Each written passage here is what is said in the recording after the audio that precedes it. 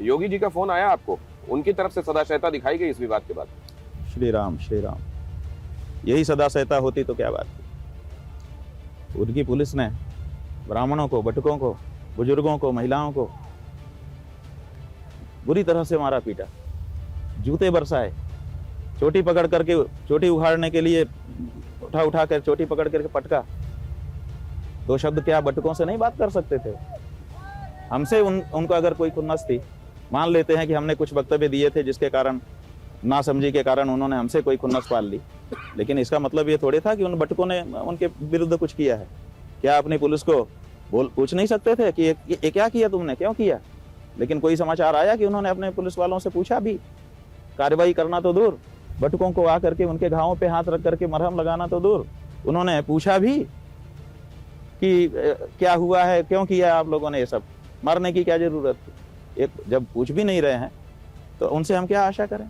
तो आपके हिसाब से क्या योगी जी सीएम पद का निर्वाह कर रहे हैं? भाई सीएम पद का निर्वाह करते होते, देखिए हम जब छोटे थे, शायद 13 वर्ष की हमारी आयु रही होगी, हम गुजरात में रह रहे थे। हमारे साथ पढ़ने वाले एक लड़के ने हमसे झगड़ा किया और हमारा 5 रुपया हमारे जेब से छीन लिया और हमको धक्का मार के गिरा दिया। हम थाने में गए, हम मनस्वी हैं बचपन से ही। हम थाने में गए, हमने थानेदार से कहा कि हमारे साथ गड़बड़ हुआ है, आप इस पर न्याय करिए। उसने हंसी में टाल दिया और हमारे सुना ही नहीं। हम 15-20 मिनट खड़े रहे, फिर हम वहाँ से चले गए। लेकिन हम क्या करते, तो हमने माधव सिंह सोलंकी, उस समय गुजरात के मुख्यमंत्री थे, हमने उनको चिट्ठी लिखी, अंतर्देशीय पत्र, उस समय अंतर्देशीय चलता था। हमने उसमें पूरा वाकया लिखा कि मैं अमुक अमुक हूँ, यहाँ पर पढ़ता हूँ, मेरे साथ पढ़ने वाले इस लड़के ने मेरे साथ धक्का मुक्की की है, मुझे धक्का मार के गिरा दिया और मेरे पैसे छीन लिए हैं, 5 रुपया मेरा छीन लिया है, आप इसको दिलवाइए। 15 दिन के अंदर उनका पत्र आया, माधव सिंह सोलंकी का, हस्ताक्षर किया है कि मैंने आपका पत्र पढ़ा, आपके साथ अन्याय हुआ है, मैं संबंधित थाने को लिख रहा हूँ, थानेदार आपसे मिलेगा और आपकी समस्या दूर करेगा। और 3 दिन के बाद थानेदार हमारे पास आया खोजता हुआ कि भाई इस नाम का लड़का कौन है, और फिर उसने हमको बैठ के समझाया कि ऐसा है, पैसा देने लगा। मतलब आप कह रहे हैं कि वो अपने दायित्व का निर्वहन नहीं कर रहे हैं? का मतलब कि एक मुख्यमंत्री जब 13 साल का एक बच्चा चिट्ठी लिखता है तो उसको जवाब देता था, ऐसा भी मैंने इसी देश में देखा है। और इतनी बड़ी घटना प्रयाग के तीर्थ क्षेत्र में हो गई और प्रदेश के मुख्यमंत्री ने हाल भी नहीं पूछा। आप बताइए मुख्यमंत्री कैसा होना चाहिए? तो आपसे संपर्क में कौन लोग थे, कौन से लोग थे जो सुलह की और सदाशयता की दिखाने की कोशिश कर रहे थे? कह रहे थे आप स्नान करेंगे तो फूल बरसाए जाएंगे। हमने सबका नाम बता दिया।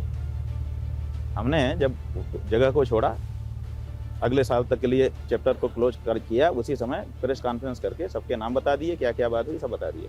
अब हम उसी को तो यहाँ अगले वर्ष ही खोलेंगे। तो ये लोग जो यहाँ आपके काशी पहुंचने के बाद भी संपर्क कर रहे थे, क्या वही लोग ये कोशिशें जारी किए हुए थे? अब काशी पहुंचने के बाद तो और भी लोग शामिल हुए थे, लेकिन हमने किसी से फिर बात किया नहीं, सुना ही नहीं। हमने कहा अब वहीं पर सुनेंगे जब पहुंचेंगे। तो आपने जो दूसरा पहलू बताया कि अगर 40 दिन बीतने के बाद चीजें नहीं होती हैं जैसा आपने कहा, तो क्या करेंगे आप?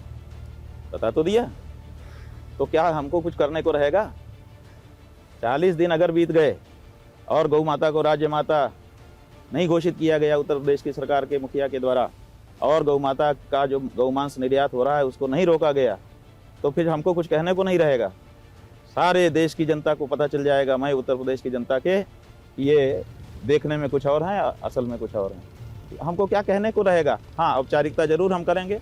हम 11 मार्च को वहाँ पर उपस्थित रहेंगे और हम घोषणा करेंगे, लेकिन वो औपचारिकता होगी, पूरी देश की जनता, जो सनातनी जनता है, वो जान जाएगी ये गौ हत्या को प्रोत्साहन देने वाले लोग हैं।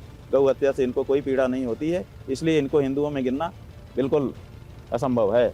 ये बात कब तक साफ हो जाएगी अपने आप? लेकिन जहां आपके मुताबिक काम किए गए भारतीय जनता पार्टी की, तो वहां भी सरकार है महाराष्ट्र में।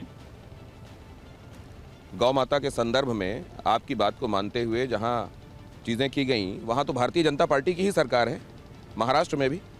नहीं तो उस संदर्भ में हमसे आप प्रश्न क्या पूछ रहे हैं? मैं ये जानना चाहता हूं कि क्या आप ये समझ रहे हैं कि चीजें धीरे धीरे हो रही हैं, एक दिन हो जाएंगी? धीरे धीरे नहीं होती हैं, जिसको होना होता है वो हो जाता है। और धीरे धीरे का 78 साल आप लोगों ने धीरे धीरे करके निकाल दिया है। आप लोगों माने नेता लोगों ने धीरे धीरे 78 साल निकल गए। आखिर कब होगा? हमारे गुरुजी अपने बाल्यकाल में, अपनी जवानी के समय में, उन्होंने गौ माता की हत्याबंदी की लड़ाई लड़ी, जाने कितनी बार जेल गए, जाने कितनी प्रताड़ना सही, वो चले गए 100 साल का जीवन जी करके। उनके सामने गौ हत्याबंदी का कानून नहीं आ पाया। आखिर हम लोग भी इसी तरह से मर बिला जाएं? और यही गौ माता की जय हो, गौ हत्या बंद हो का नारा लगाते हुए।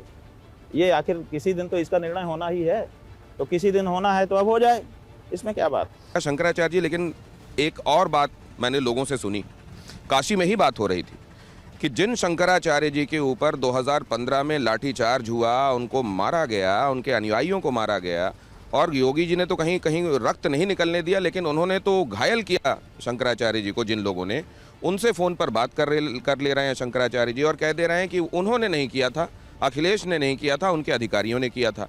लेकिन यहाँ अगर प्रयागराज में कुछ हुआ तो योगी जी को सीधे सीधे वो आरोप लगा रहे हैं, और वहाँ पर ये नहीं देख रहे हैं कि वो भी अधिकारी हो सकते हैं।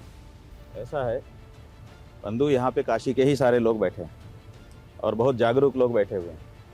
इन सब से पूछ लीजिए कि जिस समय हमारे ऊपर 2015 ईस्वी में प्रदेश की अखिलेश सरकार ने लाठी चलाई थी, उस समय हमने किस अधिकारी को जिम्मेदार बनाया था?